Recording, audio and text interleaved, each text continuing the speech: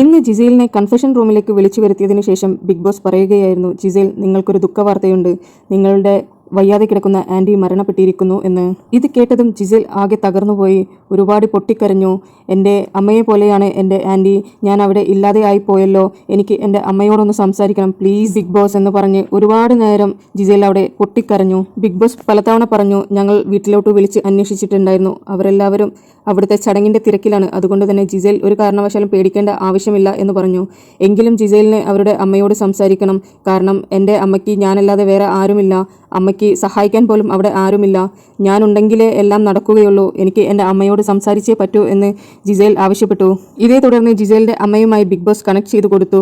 അമ്മയും ജിസേലും കുറച്ചു നേരം സംസാരിച്ചു. ഇതിനിടയിൽ ജിസേൽ അവിടെ ആരാണ് ഹെൽപ്പിന് ഉള്ളതെന്ന് ചോദിക്കവേ ഫോൺ കട്ടാവുകയായിരുന്നു.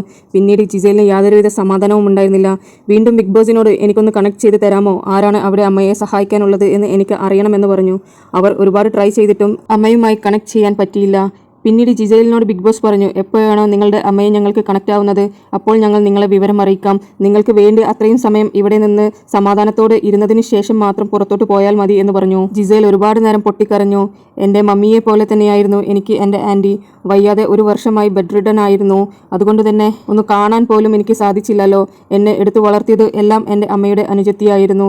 അതുകൊണ്ട് തന്നെ ഞാൻ അവരെ വല്ലാതെ മിസ് ചെയ്യുന്നു എന്ന് പറഞ്ഞുകൊണ്ട് ഒരുപാട് നേരം ജിസേൽ അവിടെ ഇരുന്ന് കരഞ്ഞു. ഹൗസിൽ നിന്ന് ആരുടെയെങ്കിലും സഹായം നിങ്ങൾക്ക് ആവശ്യമുണ്ടോ എന്ന് ചോദിച്ചപ്പോൾ ജിസേൽ ആര്യനെ തനിക്ക് ആവശ്യമുണ്ടെന്ന് പറഞ്ഞു.